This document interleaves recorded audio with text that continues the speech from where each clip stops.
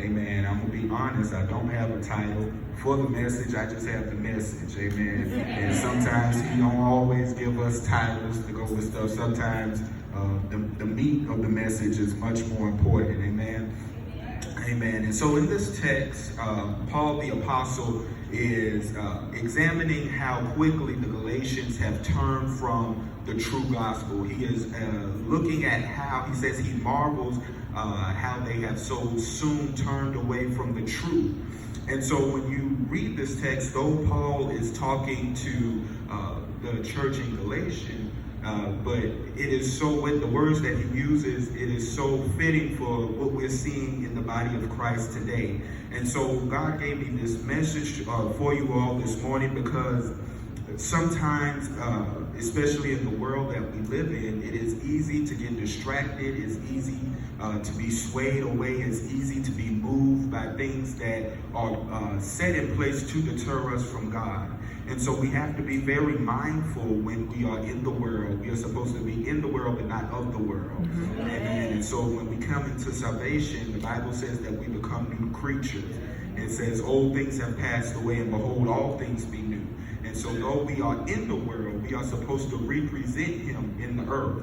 And so to do so, we have to stand firm in what we know. There's a comfort in knowing who he is and what he can do for us. Amen? Amen. And so there's three things, like I said, I'm not going to be before you long, but there's three things that I wanted to talk to you all about this morning. And these are some things, there's plenty of other things that can deter us from God. There's a lot of other things that can lead us astray. But these three things are what I'm going to bring to your attention this morning. And the first is idol worship. And oftentimes when we discuss idol worship, we kind of think about when they were worshiping the golden calf, and it doesn't necessarily have to be the formal act of worship to another god. But now we live in a time where we can worship so many other things. We can worship other people. A lot of people worship other people. They worship their family. They worship their children. What am I saying? I'm saying to you that if there's anything in your life that is taking precedence over God, then that is incorrect. And so we have to put God back back on top, put him back in the place where he deserves to be. Amen. And so idol worship is, for example, just to give you a few things, is excessively watching TV when you could be praying or studying your word. These are just a few things. Social media, it could be an idol. These are things that we have, by culture, we have been forced to worship, per se. And so another thing is, and a lot of times, it can be something that you're doing for the right reasons, but you still have to remember who he is. And so a lot of times people can worship their jobs, you know, because you want to make sure that you have money. You want to make sure that you are making ends meet. You want to make sure that you're paying your bills. And so you will sacrifice a lot of the sacred time that you're supposed to be spending with God so that you can go and work. And he is the God that supplies all of your needs. And so the word tells us to cast our cares on the altar and let him do it. And so idol worship is something that when we get distracted by the things that are around us or the people that are around us, it will deter you away from God. It will deter you, and it will take your eyes, like they say, take your eyes off the prize. But we have to remember who he is. So we want to be mindful of idol worship.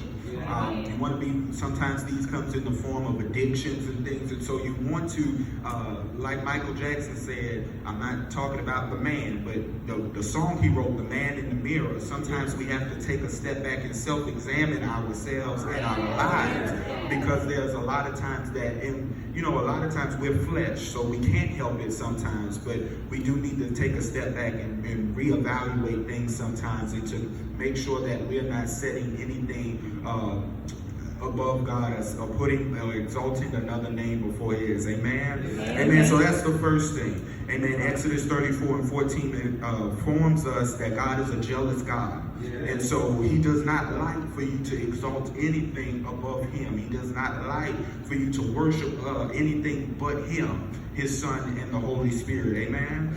Amen. And the second thing that I'm going to bring to your attention, and this is something that a lot of people don't like to hear, but a lot of times being stuck in this flesh, we get overly emotional.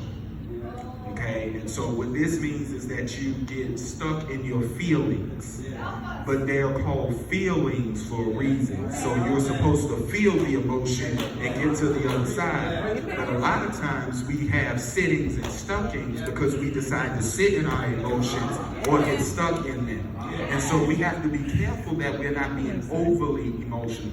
Emotions aren't bad. They're a gift from God so that we can know and be aware of our surroundings. So if you are sad or depressed, then that should alert you that something around you is bringing that feeling onto you. But the reason why I wanted to bring this out to you all is because when you're overly emotional, that's a prime time for the enemy to come in and sway you away from what you're supposed to be focusing on. And so when you get overly angry, then sometimes you will have somebody come in your ear and they say, oh, but I thought you served God, or I thought you were, you go to church every Sunday. So you cannot get complacent in your emotions, but you have to feel them and keep pushing and keep moving on. So it's very dangerous for us to sit in our emotions. And like I said, that's a prime time for the enemy to come and to come in and take our eyes off the prize and make us acknowledge things that we don't even have to worry about. And I tell people all the time, you can't worry and pray at the same time. So either you pass all of your cares on the altar or you worry. There is no gray area between the two. So if you're praying, don't even allow an inch of worry to come in. And like I said, we're human, so it does happen. But that's when we have to tame our flesh and wear our minds into knowing that He is the Lord of Lords. Amen. And so don't sit in your emotions. Don't get stuck in them. Don't be complacent in your emotions. Amen. Amen. The third thing is to be aware of the company that you keep. And this is another thing that we don't necessarily like to hear. But you have to be aware of those that you keep in your circle. Being associated with the wrong people will make you lose focus. Judas followed Jesus. He walked with Him. He talked with Him. He prayed with Him, worshiped with Him, learned from Him. But when the appointed time came, he still kissed Him on the cheek. And so you have people that are around you a lot of times that are not around you for the correct reasons. And so a lot of times they are around you just so that the enemy can speak to them to get you off course. So you have a purpose that you have to fulfill. And so if you have individuals that are around you that are in place to set you off purpose, then the enemy gets what he wants. And yes, that can be family. Yes, that can be your best friend. Okay, so we have to be spirit-led and know. That's why the Bible tells us to do all things in prayer and supplication. And so even if it's a family member, I'm not telling you not to like them, but you just have to know how to separate their flesh and then whatever they may be dealing with that's trying to take you off course. So be mindful of the company that you're keeping, and along with that, is that we have to, a lot of times, godly people seek ungodly counsel. Okay, so that means that you're going and you're talking to ungodly people, be it your friend, be it sometimes it's your spouse, sometimes, it's your parents, or it may be a coworker, somebody that's not saved and sanctified. So that is seeking ungodly counsel. Amen. And so when we think, I'm not going to talk long about this story, but we all know about the woman with the issue of blood. And so for many years, she sought out ungodly counsel. She went to good doctors and she went to not so good doctors. She paid a lot of money out because she was trying to get to a resolution for her issue. But when she heard about a man that was coming from Galilee. And so one thing that you have to realize is when you're seeking ungodly counsel from ungodly people, the woman with the issue of blood, something a lot of people don't realize is that when she was out in public or when she was in the town or community, she had to announce her issue before she could enter into that place. She had to go up and say unclean before she can go in. So can you only imagine if you had to announce to the public, to your community, your problems, your issues, the things that you toil over at night before you can go in. And so that is a result of ungodly counsel. And so we have to be mindful of who we're even taking advice from, be mindful of who is praying for you, be mindful of the word that you're sitting under, be mindful. These are all things the Bible says that many will come in my name in the last days. And so we're seeing this today. So you have to be mindful of all of these things. Be mindful, be so mindful of those who are trying to, and I know this may be difficult at times, but if you have someone in your life that is giving you ungodly counsel, you've got to let them go. You've got to let them go, and don't get caught up in your flesh. The Bible tells us that we do not fight against flesh and blood. Okay, so don't get mad with the individual, but like I said earlier, separate them and understand that they may just not be in the same season as you. And so they'll try to keep you captive to your past. They'll try to keep you captive to your problem. And see, that's why the Bible is, God is so awesome. They never named the woman with the issue of blood. They never gave her a name, because if she was named, then people would have associated her with her issue. But we have a God who can wash away our sins, who can make us whole again, nothing but the blood. Amen. And so we serve a God who can truly renew us and renew our minds. So there's no need to allow people, amen, to give you ungodly counsel and keep you captive to your past. Amen. 1 Corinthians 15 and 58, I want to go there and just read this very briefly into your hearing. It says, therefore, my beloved brethren, be steadfast, immovable, always abounding in the work of the Lord, knowing that your labor is not in vain in the Lord. So this is talking about your foundation. This is making sure that you are always immovable. Don't let people come and move you a little to the right or a little to the left. You have to do it in prayer and supplication and fasting, and match your circumstance or your issue with the word. There's something in the word that can help you and push you to wherever you're trying to get to. Amen. So be immovable, be steadfast, be patient. The Bible tells us that patience does a perfect work. And a lot of times, being that we're human, we don't want to allow a God to do what he wants or is trying to do. And so we don't want to be patient, but it's important that we are patient and allow him to do what he is trying to do. So be steadfast, immovable, always abounding in the work of the Lord. Always abounding in the work of the Lord. What is that talking about? That's talking about reading your scripture. That's talking about being in the house of prayer. Now, I have to say this because this is a lie that comes from hell, is that you get to pick and choose when you come to church. Okay? And so this is something that we've got to correct in our thinking. Okay, so if you are a member of a church, it is your duty to be there and be present and be active. Amen. This is abounding in the work of the Lord. It's in the Bible. This is not something that I'm making up. Okay, so be abounding in his work. So if you are a member, if you're not a member, if you don't have a church body in this time that we're living in, I can warn you that you must find somewhere, a house of prayer, a church, or whatever, to make sure that you're being covered. You do not want to be uncovered in this season. I promise you, you don't. You don't want to allow the enemy the opportunity to come and have freelance and free reign over you. So abounding in the work of the Lord. Get in the house, be active, do something, find your place in the house.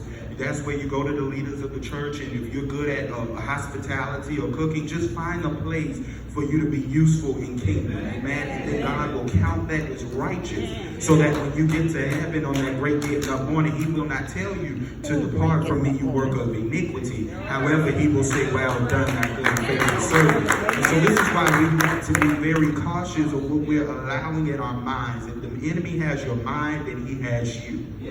Okay, so if the enemy can take your mind, he has you. And so this is why we must guard our mind with the word, and so that we can not be confused, because he's a great deceiver. So we don't have to be deceived. We don't have to be fooled, but we can know that God is in control of us. And to just wrap this message up, I want to go, amen, to Matthew 21. And I'm going to read this and talk to you all about this very briefly. But this is the parable where Jesus addresses the fig tree. And just listen to the words of the scripture. It says, "Now in the morning as he returned to the city, he was hungry. And seeing a fig tree by the road, he came to it and found nothing on it but leaves. And so to it, he said, 'Let no fruit grow on you ever again.' And immediately the fig tree withered away." So what is that saying? That's saying that we are the fig tree. And so we have to be rooted in proper soil to make sure that we're producing whatever we're supposed to produce. And this is what you want to be careful of. You do not want the Lord to come to you and see you being unproductive and then curse you from your roots, and then you're never allowed to produce that thing again. So you want to make sure that you are planted and rooted in your word, so that you have an unmovable foundation in God, so that you are not taken off course. And then further down it says in verse 20, "And when the disciples saw it, they marveled, saying, 'How did the fig tree wither away so soon?' So Jesus answered and said to them, 'Assuredly, I say to you, if you have faith and do not doubt,'" have faith and do not doubt. Have faith and do not doubt. That's just like praying and worrying. Have faith and do not doubt. See, a lot of times we can have faith and pray, but we allow a little bit of doubt to get in and it'll mess it all up. So when you have faith, you can't doubt. And sometimes it does get hard, but that's why you need to surround yourselves with godly people. The Bible tells us not to despise the gathering of the saints. So you have to be in place so that you're not doubting, amen, what God is trying to do for you. And then it says you will not only do what was done to the fig tree. So that means that you will be able to identify when the things in your life are unproductive. And so it says you will not only do what was done to the fig tree, but also if you say to this mountain, "Be removed and cast into the sea," it will be done. Because you have a solid foundation, because you have a firm foundation, because you're standing on the word, because you have faith and not doubting, because you're praying and not worrying, you will be able to. I heard a man of God say, which something was so profound, a lot of times we try to climb the mountains instead of speak to them. Okay, so a lot of times you're going through things in life because you're trying to climb the mountain instead of speaking to it. And so you have that authority, but you have to be what?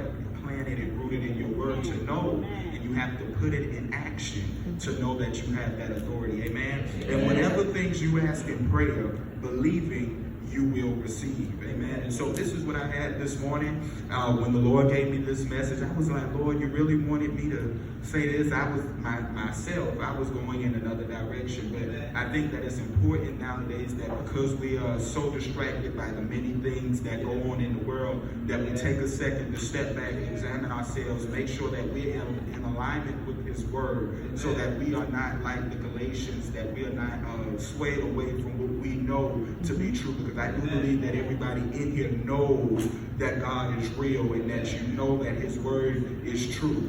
And I will leave you with this. Jesus told them that I am the door, and you will not get to my Father except you go through me. And so we have to be mindful that we are in alignment with His Word, that we are keeping Him in the forefront of our lives, and He will do the rest. Amen? Amen. Come on and put your hands together for the Lord. Amen.